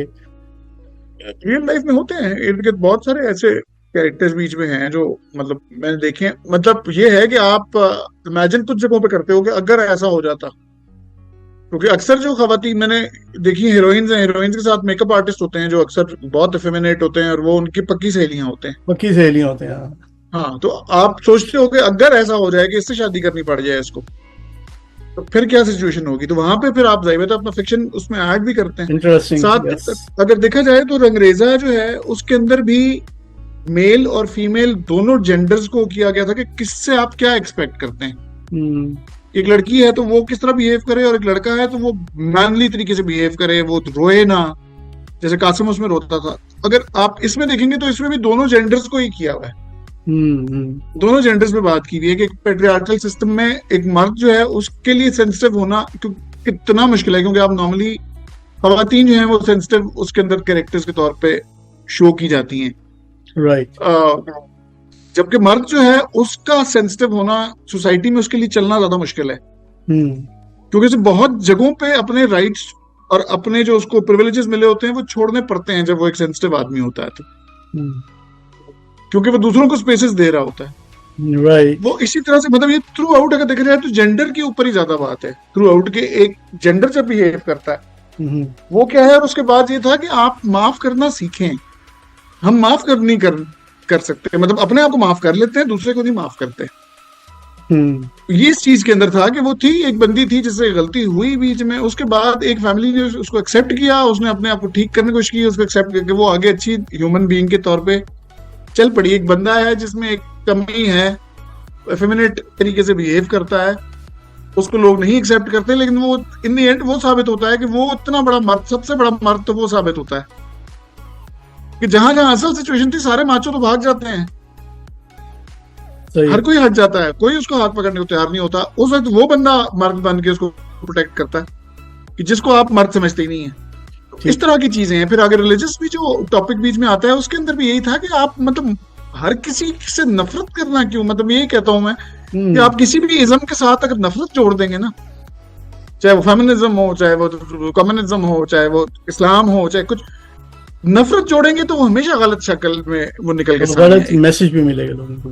हाँ, बर्दाश्त करना, खुदा माफ कर सकता है अगर, और वो सेकंड चांसेस आपको दे सकता है, तो आपकी औकात क्या है एज अ ह्यूमन बीइंग कि आप मतलब किसी को चांस ना दें। तौबा के दरवाजे तो खुले हुए हैं हर वक्त। और दूसरी बड़ी बात यह है कि अल्लाह ताला तो जो शदीद तरीन गुनाहगार हैं वही जज करने वाला है कि वो उनको भी खाना पीना देता है, उनको भी सारी वही चीजें देता है जो आपको मिलेगी, है ना। तो क्यों जज करें? जजमेंट बहुत ज्यादा है हमारी सोसाइटी में। मतलब वो बेटी कहती है ना वहां पे, उसमें एक जगह पे था कि उसको कहती है बीच में जो बहनोई था सख्त सा कि मतलब खुदा तो उन पे को भी नवाज रहा होता है जो खुदा को सिरे से मानते ही नहीं है, तो आप कौन बीच में है कि आके तय करेंगे कि कौन जन्नती है कौन जहन्नुमी है कौन किधर है, वो खुदा ने तय करना है। अच्छा, ये कहीं हम इतने हो जाते हैं, कहीं हम कहेंगे कि जी एक वो कोई था, उसने एक डाकू था, उसने बस एक जगह अजान की रिस्पेक्ट कर ली तो हमने जन्नत में भेज दिया सीधा। कोई एक इंसान सारी जिंदगी अच्छी चीजें करता रहा, एक चीज थोड़ी सी हुई और हमने उसको तय कर लिया कि बस ये बुरा है। आप किसी को जान तो नहीं सकते, पूरी लाइफ तो नहीं जी सकते किसी और की। अच्छा, एक अकलौता क्रिटिसिज्म जो मैंने सुना अपने आसपास के लोगों से जो बहुत अप्रिशिएट कर रहे थे शो को, वो ये था कि उसमें जो बंदा अपनी बेटी को छोड़ के आता है मदरसे के अंदर, तो ये कैसे हो सकता है कि आप अपनी बेटी को किसी मौलवी के पास छोड़ के आ जाएं? तो ये ऐसा होता है क्या पाकिस्तान में? आपने देखा है सर? मदरसे में आप देख लेंगे, मतलब पाकिस्तान के अंदर ये तो बहुत कॉमन है। लड़के तो होते हैं कि मतलब आप बच्चों को छोड़ दें, लड़कियां जाती हैं, लड़कियां पूरी सारा करे जाती हैं, वो जाती हैं, जाके रहती हैं और वो होता है। ठीक है, चलें, ये मतलब ये चीज तो मिल गई होगी ये जस्टिफिकेशन कि भाई ये क्यों था ऐसे। अच्छा, एक बहुत मेरा फेवरेट कैरेक्टर जो था ना, सभी लोग बहुत जबरदस्त थे, एक चीज बहुत अच्छी थी, लेकिन जो वो एक माँ का जो कैरेक्टर था जो हमेशा पंजाबी में बात करती थी, I just loved her, it was so real और इतने मजेदार कैरेक्टर था वो। तो ये आपने कैसे सोचा कि ये सिर्फ पंजाबी बोलेंगे? क्योंकि मुझे पता है कि पंजाब में खासतौर पे जो माएँ होती हैं वो पंजाबी ही बोलती हैं। वो ऐसे में ये रखा था इसके अंदर ना, अगर आप देखें एक जनरेशन थी जो कि पंजाबी बोल रही थी, जो एक ही कैरेक्टर था, सेकंड जनरेशन उर्दू बोल रही थी, और तीसरी जनरेशन जो बच्चा है वो इंग्लिश में बात करता है, इंग्लिश में बात करता है। और ये है भी ऐसे ही ना, ये हमारे यहाँ तो ये ऐसे ही है। साथ मदर्स का ये है कि मैंने ये देखा है कि माएँ जो है ना वो अपने बच्चों को लेके सेल्फिश हो जाती हैं बहुत ज्यादा, मतलब उसमें अगर किसी और को नुकसान भी पहुंचाना पड़ जाए तो वो पहुंचा देंगे, ऐसे ही है अपने बच्चे के लिए। तो ये कैरेक्टर बिल्कुल एग्जैक्टली यही वाला कैरेक्टर था जो रियल कैरेक्टर है, जो इसी तरह से माएँ बिहेव करती हैं, जो सख्ती भी करती हैं, बाकी कुछ जगह पे बात वो बिल्कुल ठीक कर रही होती हैं सोसाइटी के हिसाब से, लेकिन वो आपको हर्ट कर रही बिल्कुल सही लगती हैं उनकी बातें। बाद में वो चीजें साबित भी होती हैं कि ये होगा, आसान रास्ता नहीं होगा, ये तकलीफ दे ही रास्ता होगा तुम्हारे लिए, तो लेकिन उसकी टोन सारी बात है, वो अपना बच्चा है जिसको आप ओन करते हो, तो आप उसके साथ डिफरेंट टोन्स में ही बात करते हो, कभी बहुत प्रोटेक्टिव हो जाओगे। मतलब अगर देखा जाए तो खड़ी भी वो उसी के लिए वही होती है बीच में कि मेरे बेटे की शादी क्यों नहीं हो सकती। मतलब ऐसे अगर ही कोई सिचुएशन बन रही है तो तुम लोग कौन हो जो के मतलब मजाक में चीजों को, कुछ जगह पे ये होता है कि जैसे, और अंग्रेजा में भी यही था, इसमें भी एक जगह मैंने ये यूज किया था कि जैसे और अंग्रेजा में था कि मम्मा को तैयार करके भेजती है कि आपकी वेडिंग एनिवर्सरी है तो आप तैयार होके बाबा के सामने जाएं, तो उसको पूरा वो साड़ी पहना के भेजती है, वो जाती है जब सामने तो ख्याम वैसे ये लगता है कि शायद डांटेगा उसको या कुछ कहेगा, उसकी बस हंसी निकल जाती है। वो ये इतनी डिग्रेडिंग होती है मम्मू के लिए कि वो वापस उसी हुलिया में आ जाती है जिसमें वो होती है। राइट। तो इसी तरह जब ये शादी की बात करता है तो ये था कि चीखता कोई नहीं, पहले सारे हंस पड़ते हैं बीच में कि तुम्हारी शादी की बात हो रही है। ये सही बात। बहुत से मल्टीपल इमोशंस हैं, हम एक ही तरह स्टीरियोटिपिकल तरीके से नहीं चल सकते कि वही स्टीरियोटाइप्स क्रिएट करते चले जाएंगे, नहीं ये ऐसे ही होगा, ये ऐसे ही होगा, ये ऐसे ही होगा। लोग डिफरेंट सिचुएशंस में डिफरेंट तरीके से बिहेव करते हैं। ह्यूमंस को रिवॉर्ड्स तो नहीं है कि एक ही तरीके से वो करेंगे रिस्पॉन्ड, हर दफा डिफरेंट चीज पे वो डिफरेंट तरीके से रिस्पॉन्ड करते हैं, राइट। तो अच्छा, नेचुरल नेचुरल लगता है। बिल्कुल इन जनरल जो है वो एक परसेप्शन बन रहा है इस वक्त लोगों में, पाकिस्तानी जो ऑडियंस है, कि जब एक बार आपको किसी स्ट्रीमिंग प्लेटफॉर्म पे काम करने का मौका मिलता है, वेब सीरीज पे काम करने का मौका मिलता है, या काम करने का मौका मिलता है, तो आपको ये लगता है कि अब वो हर बात आप कह सकते हैं जो आपने आप कभी सोच भी नहीं सकते आम हालात में अपने जो रेगुलर आपके जो काम होते हैं। तो आपको लगता है कि ऐसा हो रहा है लोग के जब जब उनको पता चलता है कि हाँ उन्होंने एक स्ट्रीमिंग प्लेटफॉर्म के लिए काम करना है, तो वो उनकी सारी जो है बंधन टूट जाते हैं और वो खुल के काम करते हैं। मैं एक आपको इसकी मिसाल दे देता हूँ, बरज़ख के बाद से ये लोगों का जो है वो परसेप्शन बहुत बन गया है कि वो कहते हैं कि लोग अपनी कहानियां नहीं सुनाना चाहते, वो एक बार ये मौका मिलता है तो वो सारी अपनी भड़ास निकालना चाहते हैं। क्या आपको लगता है ऐसी कोई बात है? वो कह रहे हैं कहानी कहीं नहीं गई, वो कहानी आई भी थी कि कर दी बस कि कहीं तो निकल जाए। अच्छा, उसमें कुछ चीजें हैं जिसको मैं कहना चाहूंगा कि देखिए, जब वेब हमारा भी जी के साथ भी मीटिंग्स जब हुई थी तो उन्होंने हमें यही कहा था कि आपके पाकिस्तानी ड्रामा के बहुत करीब रहना चाहिए। हाँ, वो बिल्कुल बहुत अच्छी ब्रीफ थी। हाँ। क्योंकि उनका अपना भी इंडिया के अंदर भी पाकिस्तानी जो फॉर्मेट या जॉनरा है वो पाकिस्तानी ड्रामा का है जो पॉपुलर है। उनको पाकिस्तानी ड्रामा पसंद है, क्योंकि हमारे यहाँ फिल्म नहीं है, तो इसलिए हमारी वो एक अम्ब्रेला नहीं बनी कि इंडिया की तरह हर चीज फिल्मी हो जाए। हमारा एक अपनी अपनी शक्लों में मौजूद, गजल है तो गजल रही, वो फिल्मी गजल नहीं बनी, कवाली थी तो कवाली रही, फिल्मी कवाली नहीं बनी। इस तरह ड्रामा की एक अपनी एक शक्ल है, उनको वो चाहिए थी। मुझे नहीं पता कि जब बरज़ख आया या इवन चुड़ैल्स भी जब आया था, वो उसकी जो शक्ल जब आई तो वो मुझे यही था कि हमें जो कहा इंस्ट्रक्शन जैसे मिली थी ये वो तो फॉलो इसके अंदर मुझे नहीं होती भी लगती है नहीं। हाँ। अच्छा, नंबर 2 चीज ये है कि जो बरज़ख के मेकर्स हैं उनका एक चीज ये है कि वो पाकिस्तानी ड्रामा इंडस्ट्री से उनका किसी तरह का कोई कनेक्शन नहीं है। ऐसा ही है। पाकिस्तानी जो ड्रामा की इंडस्ट्री है वो बिल्कुल डिफरेंट है, उसके लोगों को बिल्कुल डिफरेंट है। नंबर 2 चीज ये है, मैं जब एक जुमला लिख रहा हूं, अगर वो मैं अंग्रेजी में सोचूंगा और लिखूंगा उर्दू में, उसकी क्या रिसेप्शन आएगी, वो उसका क्या, वो आपका दिल कहाँ से कल्चर में कितना कनेक्शन होगा उसका। बिल्कुल ऐसी है। वो जो एक कल्चरल सेंसिटिविटी है वो शायद वहां पे मिस हो गई। मतलब मुझे कंट्रोवर्सी उसमें उठी, वो तो एक अलग अपनी जगह थी, जिस तरह से भी हुआ। मुझे एज अ क्राफ्ट ही इस चीज के अंदर बहुत प्रॉब्लम है कि विजुअली तो आप चीज बहुत खूबसूरत बना रहे हो, लेकिन आप जहां प्लेस कर रहे हो, जहां जुबान उसको दे रहे हो, ना वो जुबान वो है, ना आपका कल्चर वो है, वो मतलब कहीं से भी ट्रांसलेट नहीं हो पा रहा। जिसको कहते हैं इंडिजनाइज करना, वो कहीं कुछ जगह पे आप ओवर कॉन्फिडेंस में चले जाते हैं। साथ ये सिर्फ और सिर्फ ऑडियंस का मसला नहीं है, हमारे जो मेकर्स हैं इनमें भी ये मसला है कि ये वेब को गाली या कोई ऐसी जगह समझते हैं कि जहां पे आप कोई एक्सप्लिसिट कोई कुछ भी कर सकते हैं। मेरा अपना ये ख्याल नहीं है, मुझे ये लगता है कि वेब अभी इवॉल्व हो रहा है। वेब की में जहां इंतहाई बोल्ड किस्म की चीजें भी पॉपुलर हुई, वहीं पंचायत जैसी भी और इस तरह की भी बहुत सारी हुई है जिसके अंदर कहीं पे कोई बोल्ड चीज नहीं आती।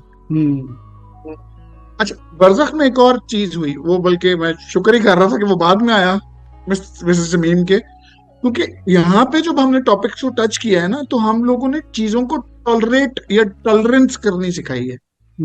बरज़ख के अंदर ये हुआ कि कुछ चीजों को आपने सेलिब्रेट कर दिया।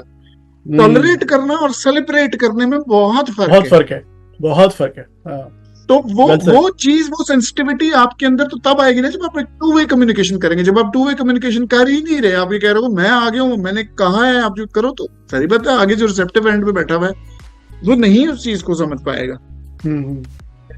तो हम जिस तरह से बात करते हैं वो हमें बहुत देखनी पड़ती है। मतलब ये पाकिस्तान के अंदर ये बहुत प्रॉब्लम रहा है कि फिल्म मेकर्स ज्यादातर बाहर से जो पढ़ के आए वो कल्चरली इंडिजनाइज नहीं कर सके उन कॉन्सेप्ट्स को। जो कॉन्सेप्ट्स आपके, अब यही था जब और अंग्रेजा लिखा था, और अंग्रेजा में कई फेमिनिस्ट थ्योरीज अप्लाई हो रही हैं, लेकिन आपको कहीं से भी नहीं लगेगा कि सच्ची कहीं बाहर से आके इंस्पायर हुई भी है। हाँ, बिल्कुल नहीं। आपको अपने ही कल्चर में से चीजें निकाल के उससे रिलेट करना होता है ना। हमारे साथ ये बहुत प्रॉब्लम है कि हमारे यहाँ चीजें, हाँ हमारे यहाँ ना चीजें हवा में लटकी रहती हैं, जिसको आप कहते हैं कि ये है कि कल्चरल लैग कहते हैं जिसको। जैसे अब मैं बड़ी मजे की एग्जाम्पल ये है कि मेरी बहन जो है ना, उनकी एक सहेली थी, उनके घर में कहीं ड्राइंग रूम में सोनी की एक तस्वीर लगी हुई थी। अच्छा। तो घड़ा पकड़ के सोनी बनी हुई। उन्होंने कहती है कि मैंने अपनी अम्मी से पूछा कि ये कौन है, तो उन्होंने कहा इसके बारे में कुछ बड़ा अजीब खराब सी लड़की थी ये तो। अच्छा। फिर उन्होंने कहा कि अगर खराब सी लड़की थी तो उसकी तस्वीर क्यों लगाई हुई है ड्राइंग रूम के अंदर। तो बात यह है कि हीर को, सस्सी को, इन लोगों को, मतलब सोनी को हम हीरोइंस के तौर पे भी लेते हैं, बाकी सारा कुछ करते हैं, लेकिन हमारा एक कल्चरल लाग है कि हम जिस उसको एक्सेप्ट तो कर लेते हैं, लेकिन उसके बाद हमें समझ नहीं आता कि इसका करना क्या है। ठीक बात है। तो ये हमारे यहाँ एक चीज रहती है, ये हवा के अंदर ना कुछ चीजें फंसी रह जाती हैं, कुछ लटकी रह जाती है, मोहल्लक रह जाती है हवा में। बिल्कुल ऐसी है, मोहल्लक है। और एक बड़ी जो कंफ्यूजन हम इसी हवाले से अगर देखें, आगे मजीद आगे बात करें इस थोड़ी सी, कि हमारा जो कल्चर है उसके ऊपर भी डिवाइड है कि हमारा कल्चर क्या है। हमारा जो इंडिया, जब एक यूनाइटेड इंडिया था, उस वो वाला कल्चर हमारा कल्चर है, या जो हमारे अंदर इस्लाम आया अरब्स की वजह से, वो कल्चर हमारा कल्चर है। तो इसमें भी कंफ्यूजन बड़ी क्लियरली नजर आती है। तो मैं प्रॉब्लम यही हुई है ना कि मतलब अगर आप देखें कल्चर को बनाने वाला कौन होता है, वगैरह हमें हमसे हमेशा पूछा जाता है आर्टिस्ट से, राइटर से, कि तुम लोगों का क्या काम है। मतलब डॉक्टर तो अपना काम कर रहे हैं, इंजीनियर अपना काम कर रहा है, भाई हमें अपना काम करने दोगे तो हम अपना काम करेंगे ना। हमारा काम है कल्चरल आइडेंटिटी को डेवलप करना, राइट, कल्चरल आइडेंटिटी को बनाना और उसको रिप्रेजेंट करना। वो चीज हुई कि हमारे यहाँ आर्ट्स ओवरऑल ही इतना डिस्करेज किया गया आर्ट्स की फील्ड को कि अब आपके पास कल्चर ही नहीं है बताने के लिए कि कल्चर है क्या। तो पाकिस्तानी कल्चर को किसको आप कहेंगे कि मतलब आप कमीज सलवार कहेंगे तो वो भी आगे पंजाब में आपको, इंडिया में भी मिल जाएगा। किसी और चीज की बात करेंगे तो वो भी आपको बाहर से कहीं से मिल जाएगी।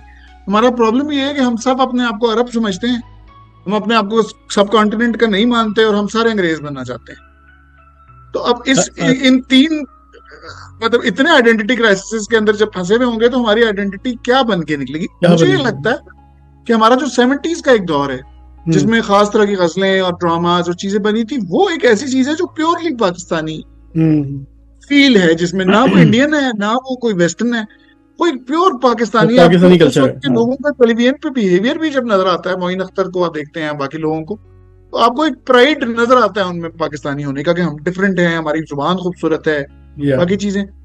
उस सब चीज से हमें वो एक ग्लोबल वॉर के अंदर फंस के, जो ग्लोबल विलेज के अंदर तक के ना, हम एक अजीब आधे तितर आधे बटेर हो गए हैं।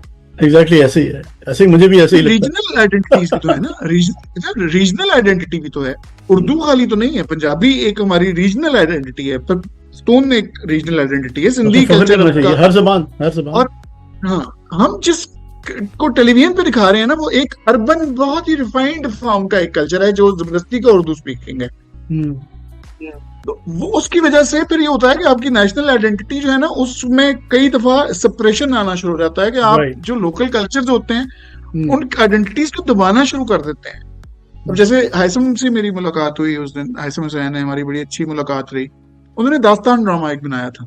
मैंने कहा आपको पता है, हमेशा मैं अपने स्टूडेंट से कभी जब मैं पढ़ा रहा होता हूँ कभी तो पूछता हूँ कि आप बताएं कि दास्तान के अंदर जो फैमिलीज दिखाई हुई थी उनकी एथनिसिटी क्या थी, तो सब कहते हैं कि उर्दू स्पीकिंग थे, जबकि वो पटियाला के दिखाए हुए थे और अमृतसर से होते होते पहुंचते हैं पाकिस्तान। यहाँ पे प्रॉब्लम आता है, जहां पे उर्दू से भी चिढ़ आपको मिलती है, बहुत से रीजनल कल्चर्स के अंदर आपको रिएक्शंस मिलते हैं, वो यही होता है कि आप रीजनल आइडेंटिटीज को क्यों दबाए चले जा रहे हैं। हमारी हीरोइन तो कभी भी ऐसी नहीं थी। आप अगर मुटियार का कॉन्सेप्ट देखें अगर हीर का कॉन्सेप्ट, हीर अगर आपने रियल वाली देखी हुई हो जो पंजाबी पहली थी, बिल्कुल उसमें तो हीर लड़ती फिरती डोली में चढ़ती है, उतरते ही कुटना शुरू कर देती है जाके अपनी नानी को। वो तो ऐसी धान पान सी, वो लज्जाई हुई और वो एवी हुई भी, कोई हीरोइन नहीं थी। तो हमारी यहाँ के अगर आप देखें तो हमारी जो कल्चरली औरत है वो बीच बड़ी स्ट्रांग और बड़ी मजबूत औरत होती है, ऐसी है। ये तो बहुत रिफाइंड और अर्बन आपने बहुत अजीब उसको कर दिया है कि वो डीह्यूमनाइज कर दिया है। एक जगह आप हाइपर सेक्सुअलाइज कर दिया था आपने अपनी फिल्मों में, पंजाबी में और पश्तो में, और जब टेलीविजन पे गया तो आपने डीसेक्सुअलाइज कर दिया उल्टा। बिल्कुल इंसान तो फिर ऑपोजिट डायरेक्शन में चले गए। बिल्कुल ऐसी है। हाँ, इंसान तो वो कहीं पे भी रियल ह्यूमन और रियल जो खवातीन मैंने देखी है, मैंने तो कभी ऐसी खवातीन नहीं देखी जो इतनी पिसी हुई और इतनी दबी हुई बिहेव, मतलब होती होंगी, उनके ऊपर होता भी है, वो रिएक्ट भी करती हैं और वो कुछ ना कुछ उसके लिए करती भी हैं। तो ये तो बहुत ज्यादा एक, मतलब मुझे लगता है टेलीविजन का जो ड्रामा है ना, मैं आपको बताऊं, अब हम बहुत क्रिटिसिज्म करते हैं ड्रामे पे, लेकिन अगर देखा जाए टीवी का ड्रामा सबसे ज्यादा सेंसर्ड फॉर्म है हमारी सोसाइटी की। आई एग्री, सही है। उससे खुली तो हमारी न्यूज है। उससे ज्यादा तो हम न्यूज का याद सुन रहे होते हैं। ऐसे ही है। ड्रामा तो बहुत सेंसर होता है, मतलब बहुत ज्यादा सेंसर होता है, और बड़ी चीजों को आप दबा देते, नहीं माँ ऐसे नहीं कह सकता, नहीं माँ ऐसे नहीं कह सकती, नहीं बच्चे माँ के सामने हमेशा नहीं होता है ऐसा रियल घरों में।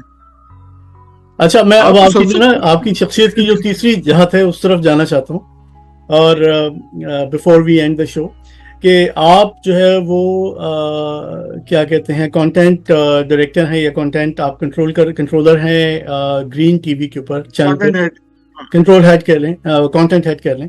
तो ये बहुत इसने आते साथ ही बहुत ही एक बड़ी क्लियर अपनी आइडेंटिफिकेशन बनाई है। बहुत मैं कहता हूँ इसकी यूएसपी एक है और एक बड़ी ब्रांड की तरह इसको प्रेजेंट किया गया। इसमें जो शोज आए हैं वो सारे बहुत अमेजिंग हैं और बहुत ही अच्छे हैं। एक बहुत बड़ा आप लोगों का जो बड़ा प्रोजेक्ट है जेंटलमैन, वो इस वक्त चल रहा है और रेटिंग वाइज तो मेरे ख्याल में बहुत ही टॉप पे है इस वक्त, और लोग बहुत पसंद भी कर रहे हैं इसे। लेकिन बहुत से लोग ये कह रहे हैं कि पिछली कुछ किस्तों से, और मुझे भी फील हुआ है कि वो एकदम से डिप आया है उसके अंदर क्वालिटी वाइज, और साथ में उसके ये भी हुआ है कि उसके अंदर जो है कैरेक्टर्स ने अपनी जो उनके अंदाज थे या जो उनकी अपनी एक एसेंस थी वो सब खत्म हो गई है। अब जो कैरेक्टर एक हुकूक की बात करता था वो कुछ और ही हो गया है, या जो इस तरह की बहुत सारी शिकायतें सुनने को मिल रही हैं। तो ये बातें आपकी कान से भी गुजरी हैं? गुजरती हैं, लेकिन मैं एक चीज बताऊं, जो ग्रीन के अंदर एक अच्छी चीज हो रही है ना, शुरू से जिस तरह प्रोजेक्ट बन के निकले कि जिन डायरेक्टर्स, राइटर्स, एक्टर्स को वो करने दिए गए हैं प्रोजेक्ट, चैनल ने बहुत ज्यादा कोई सर पे खड़े होकर डंडा दिखा दिखा के उनसे काम नहीं करवाया। हाँ। वो जैसे करना चाह रहे थे उन्होंने उसी तरीके से, इसीलिए बहुत सी डिफरेंट चीजें बन के भी आपके सामने निकली हैं। तो ऊपर नीचे होता है, कुछ फ्लॉ भी होता है, कुछ दफा ऊपर नीचे चीजें हो जाती हैं, आपस के भी होते हैं के आर्ग्यूमेंट हो जाते हैं बीच में, तो वो चीजें होती हैं। अब कभी डायरेक्टर है, डायरेक्टर का अपना एक स्टाइल होता है, वो उस तरह से चीजों को लेके जाना चाह रहा होता है, उसके नहीं जी चाह रहा होता कि मेरे कैरेक्टर इस तरह से बिहेव करें, राइटर अपने तरीके से चाह रहा होता है। तो वो डिफरेंट चीजें होती हैं, कुछ दफा चीजें ठीक हो जाती हैं, कुछ दफा उसकी वजह से चीजें खराब भी हो जाती हैं, लेकिन ये है कि उसकी अपनी जो एक इंडिविजुअल आइडेंटिटी है ना, वो अपनी जगह पे है। मेरा अपना जो ख्याल ये है कि चैनल जो है उनको बहुत ज्यादा डिक्टेट नहीं करना चाहिए अपने डायरेक्टर्स को और अपने राइटर्स को, ताकि वो खुल के जो वो कहना चाह रहे हैं वो भी देखने का तरीका हो सकता है। मेरे ख्याल से कहानी कोई भी गलत नहीं होती, शायद उसकी प्लेस या टाइम गलत हो सकता है, ओके, लेकिन ऐसा नहीं हो सकता कि ये कैसे हो सकता है, ये तो हो ही नहीं सकता, ये ऐसा कुछ नहीं होता। मैं बल्कि अपनी जिंदगी में अपना एक्सपीरियंस ये किया कि जब भी मैंने ये सोचा कि अल्लाह ताला कि ये कैसे हो सकता है भला कि ऐसे हो जाए, तो वो अल्लाह ताला करके दिखाते हैं कि ये, फिर आपको खुद अपनी लाइफ में सामने ला के दिखाते हैं कि ये ऐसे हो सकता है और ऐसा भी हो सकता है। ऐसे ही है। लेकिन ड्रामे में अगर हम देखें तो जब आप एज ए कंटेंट है, जब आपके पास स्क्रिप्ट आया होगा इसका, कि आपने देखा होगा, रिव्यू किया होगा, पूरा अप्रूव किया होगा? वो गए बीच में, लेकिन वो यही है कि कलीम साहब जो है वो फिर अपने स्क्रिप्ट को बहुत ज्यादा हाथ नहीं लगाने देते। वो फिर जब चल रही होती है चीजें तो हम लोग भी इस चीज को थोड़ा रिस्पेक्ट करते हैं बीच में, कि जिस तरह से वो उन्होंने परसीव किया है। लेकिन होता यह है कि जब कोई प्रोजेक्ट बहुत ज्यादा कामयाब हो रहा है तो हर कोई उसका क्रेडिट लेता है, जब वो कामयाब नहीं हो गया तो फिर सब उस पे निकालते हैं, तो वो हर बंदा दूसरे पे डालता है कि भाई ये तो आपकी वजह से हो गया है बीच में। ये बात तो है। तो एब्सोल्युटली। अच्छा, आपसे जिस तरह एक आखिरी आपकी टेक ले लेता हूँ कि खलीलुर रहमान कमर साहब जो हैं मेरे फेवरेट राइटर्स में से एक हैं, लेकिन जिस तरह वो कहते हैं कि मेरा लिखा हुआ एक भी लफ्ज जो है वो हरफ आखिर है बेसिकली, तो आप क्या इसमें बिलीव करते हैं? हर किसी का ना अपना एक सोचने का तरीका होता है। मेरा ये है कि मैं अपनी भी थॉट को डाउट कर सकता हूँ कि ये शायद सही ना हो, क्योंकि मैं एक पर्सपेक्टिव से एक चीज को देख रहा हूँ। अच्छा। जैसे मैं कहा था कि मुझे नॉवल लिखने के मुकाबले में स्क्रिप्ट लिखना इसलिए अच्छा लगता है क्योंकि उसके अंदर आपको एक ऑपोजिट दलील भी क्रिएट करनी पड़ती है अपने ही हर जुमले के अगेंस्ट, जब दो लोग आपस में, क्योंकि वो डायलॉग होता है, डायलॉग के मोनोलॉग तो है नहीं, वो वाली चीज आती है। मुझे लगता है कि होती हैं कुछ जगह चीजें जो डिफरेंट हो सकती हैं। इतने ज्यादा दुनिया में मिलियंस ऑफ, मतलब मिलियन के बिलियन ऑफ पीपल हैं, हर किसी ने लाइफ को अपने पॉइंट ऑफ व्यू से देखा है। उसके लिए कुछ चीजें सही हो सकती हैं, कुछ गलत हो सकती हैं। मैं ये कहता हूँ, अब देखिए, आप दुनिया के अंदर आप रह रहे हैं, इधर कोई चीज हवा में अचानक उड़ना शुरू हो जाए तो आपको लगेगा जादू हो रहा है कि क्या हो रहा है, आप डर जाएंगे। आप जरा दुनिया से बाहर निकले स्पेस में तो सारी चीजें तो हवा में लटकी हुई, वहां पे तो ये कोई रूल अप्लाई नहीं हो रहा, ना नजर आ रहा है अप्लाई होता हुआ। तो अपनी दुनिया से थोड़ा सा निकल के आप चीजों को देख सकते हैं। चीजें और तरीकों से भी होती हैं, दूसरे पर्सपेक्टिव्स भी होते हैं, और एक मल्टीपल, जितने ज्यादा मल्टीपल पर्सपेक्टिव्स होंगे वो उतनी ही चीज की शक्ल क्लियर होके आपके सामने खूबसूरत तरीके से आती है। बिल्कुल सही, आपने जवाब दे दिया sir. Thank you very much. और आपके जो नए प्रोजेक्ट्स आ रहे हैं, या आप कोई ऐसी बात जो अपने व्यूअर्स से कहना चाहें, डायरेक्ट आज आप उनसे एड्रेस कर सकते हैं, तो कुछ कहना चाहेंगे? मैं एक तो ये है कि अभी नादान आ रहा है हम टीवी के ऊपर, सुल्ताना सिद्दीकी, ये मंजोगी के बाद आ रहा है, मंजोगी के बाद ये सीरीज है, सीरीज मतलब 8-9 एपिसोड की सीरीज है, तो ये 8 एपिसोड की एक आएगी, तो वो मुझे है कि वो जरूर देखें। अहमद अली अकबर हैं उसमें और रमशा हैं मेन कैरेक्टर जो कर रहे हैं। अच्छा, मैं कहूंगा ये कि हम जितना ज्यादा कंप्लेन करते हैं ना चीजों के बारे में, प्रॉब्लम ये है कि हम कंज्यूम भी उसको उतना ही ज्यादा करते हैं। अगर आपको चीजें कुछ बुरी लग रही है तो उसको कंज्यूम ना करें।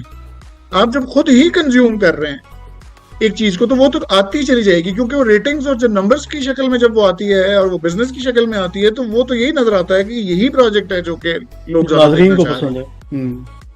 जैसे सोशल मीडिया पे हुआ है कि आप जिसको जितनी ज्यादा गालियां दे सकते हैं वो उतना ही पॉपुलर होता चला जाता है। तो आप जितना ज्यादा जिस कंटेंट की बुराइयां कर रहे हैं, आप देखे भी वही चले जा रहे हैं। इसका ग्रीन में भी प्रॉब्लम हमने फेस किया था बीच में, कि आप जब तारीफ कर रहे हैं कि नहीं डिफरेंट चीज आ रही है, तो वो रेटिंग आप उतनी ही प्रोजेक्ट को दे रहे हैं। वो खुद ब खुद ही सही बात है, फिर अपना स्टाइल चेंज करना पड़ जाता है चैनल को भी। ऐसे ही ठीक है, जो ऑडियंस अब देखने कुछ और चाह रही है, तो हम जबरदस्ती तो नहीं उसको कितनी देर तक दिखाएंगे आखिर। ये चीज है कि आप, ये जो एक पैसिव रोल है ना कि नहीं हम मजबूर हैं और हमें जो भी दिखा दिया गया हमें देख लिया कि नहीं हो सकता, अब आप कह ही नहीं सकते। अब आप बिल्कुल भी नहीं कह सकते, वेब पे तो बिल्कुल भी नहीं कह सकते, क्योंकि आप खुद चूज करते हैं, खुद जाते हैं, खुद जाके देखते हैं, कोई आपको जबरदस्ती वहां तक नहीं लेके जा रहा होता। टेलीविजन पे भी आपके पास रिमोट कंट्रोल है, आप चेंज कर देते हैं। तो ये एक विशेष साइकिल बना हुआ है बीच में कि आप कहेंगे एक बुरी चीज आई, आपने कंज्यूम कर ली, फिर क्योंकि आपने कंज्यूम कर ली वो फिर बुरी चीज आ गई, फिर वो आपने कंज्यूम कर ली। जब आप कंज्यूम करते चले जाएंगे तो फिर आप फिर कंप्लेन किस बात पे कर रहे हैं कि ये ऐसी चीज है। जो अच्छी चीजें आएंगी, ज्यादातर बहुत कम ऐसे लकी प्रोजेक्ट्स हैं जो कि अच्छे भी होते हैं और वो कामयाब भी हो जाते हैं, ज्यादातर तो बेचारे गायब हो जाते हैं बिल्कुल क्लस्टर के अंदर। ऐसे ही है, ऐसे ही। मेरे ये रिक्वेस्ट है कि आप जो देख रहे हैं वही बताता है कि आप कौन है। तो अगर आप एक पाकिस्तानी आइडेंटिटी के तौर पे करना चाहते हैं कि नहीं मैं ये हूं, तो फिर आप देखें भी वही चीज, उस चीज को डिस्करेज करें जो चीज अच्छी नहीं है। बाकी आप उसको डिस्करेज कर देते हैं जो कि क्वालिटी वाली होती है। इसलिए जब एक दफा टेलीविजन के ऊपर एक भी चीज फेल हो गई एज अ फार्मूला, वो दोबारा नहीं चलेगी, जो कामयाब होगी वही चलेगी। ऐसे ही है। फेसबुक पे भी जैसे आप एल्गोरिथम करते हैं ना, वो बार जो जो देखते जाएंगे वही आता जाएगा, तो वो वही आता है, उसी टाइप का आता रहेगा। सही है, बिल्कुल। साजी, बहुत बहुत शुक्रिया आपका टाइम देने का, हमसे गपशप लगाने का, हमारे ऑडियंस के साथ अपने ख्यालात को शेयर करने का। उम्मीद है कि आप सबको ये शो बहुत पसंद आया होगा, और जो इसकी एक एसेंस है शो की, और जो बात बहुत ही अच्छी इन्होंने की है साजी गुल ने हमारे साथ, वो ये कहते हैं कि अगर आप जिस टाइप का कंटेंट देखने का अरमान रखते हैं, उसी टाइप के कंटेंट को आप अप्रिशिएट करें और उससे ज़्यादा देखें, तो आपको सोशल मीडिया की तरह एल्गोरिदम जो है वही कैच करेगा और आपको वैसी अच्छा हाई क्वालिटी कंटेंट देखने को टीवी पे भी मिलेगा। इसी के साथ मैं इजाज़त लूँगा। आप लोग अपना ख्याल रखें और इसी तरह मेरे शो को पसंद करते रहिए। और अगर आपकी कोई राय है तो ज़रूर कमेंट सेक्शन में हमें आगाह कीजिए। अपना ख्याल रखें, अपने आसपास के लोगों का ख्याल रखें। टेक केयर, अल्लाह हाफ़िज़।